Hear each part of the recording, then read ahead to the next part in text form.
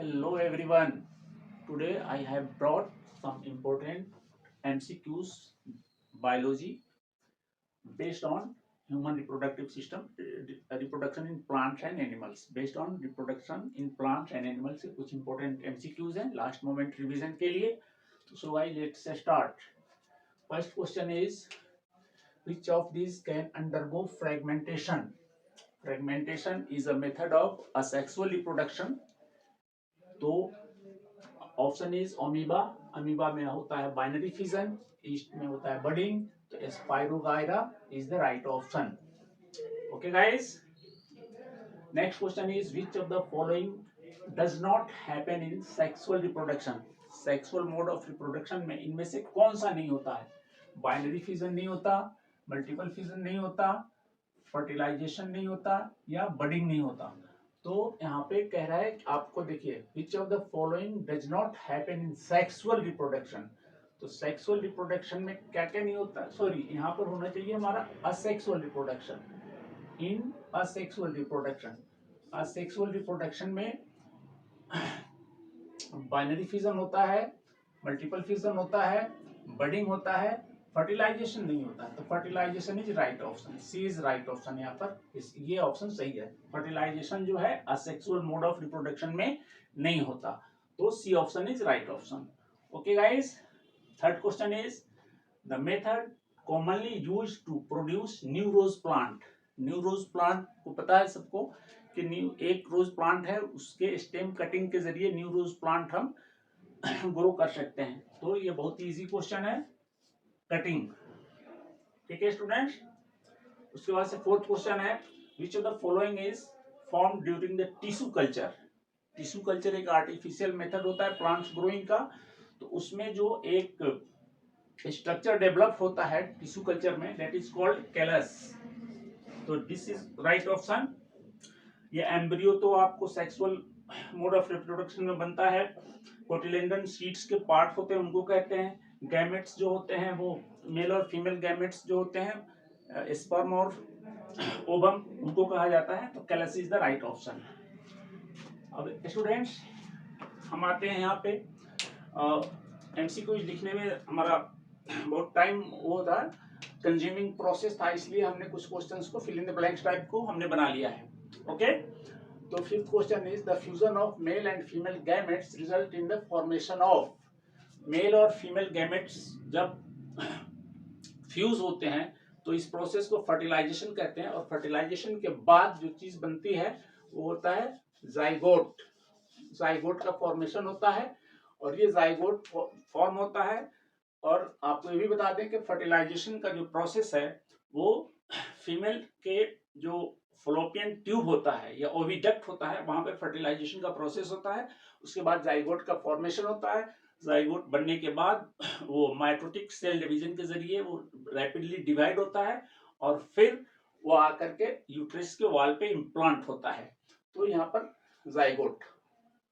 In which part of the female reproductive system fertilized ovum is fertilized by egg. पूछ रहा है कि female reproductive system के किस पार्ट में एग्स और ओवम का फर्टिलाइजेशन होता है. तो that is called fallopian tube या ओविडक्ट.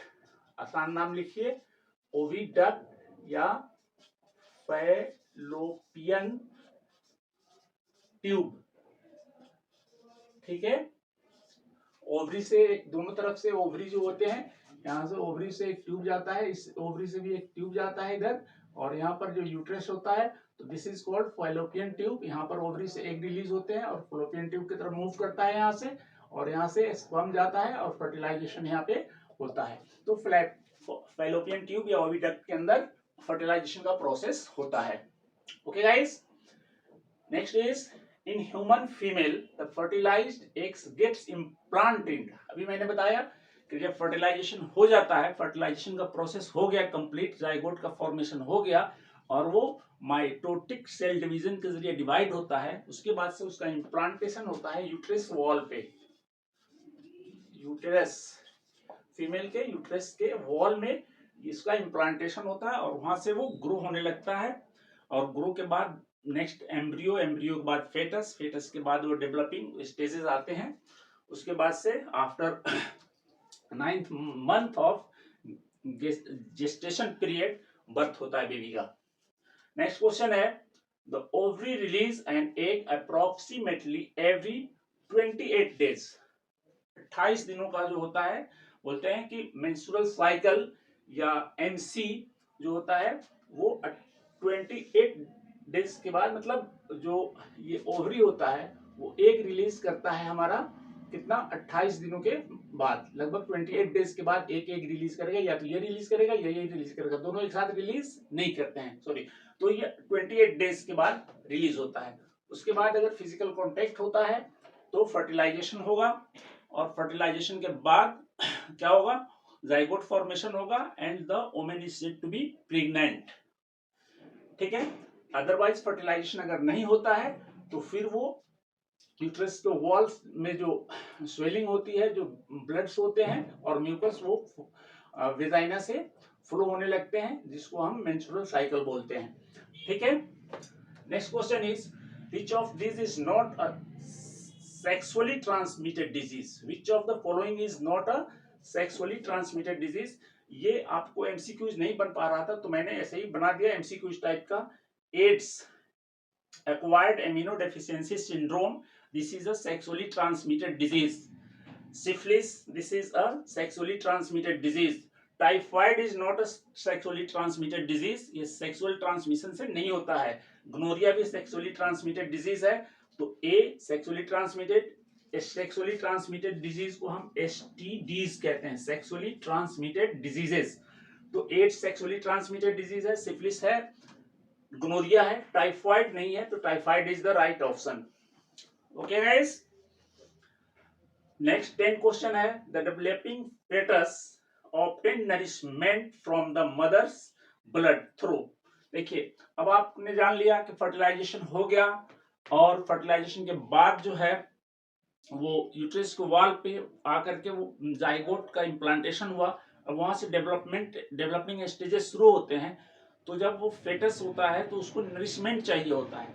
तो नरिशमेंट के लिए क्या होता है कि एक टिश्यू होता है जो यूट्रस को वॉल से कनेक्टेड होता है, और बच्चे की जो यहाँ पे क्या होती है, नाफ होती है, नाड़ होती है, वहां से कनेक्टेड होता है।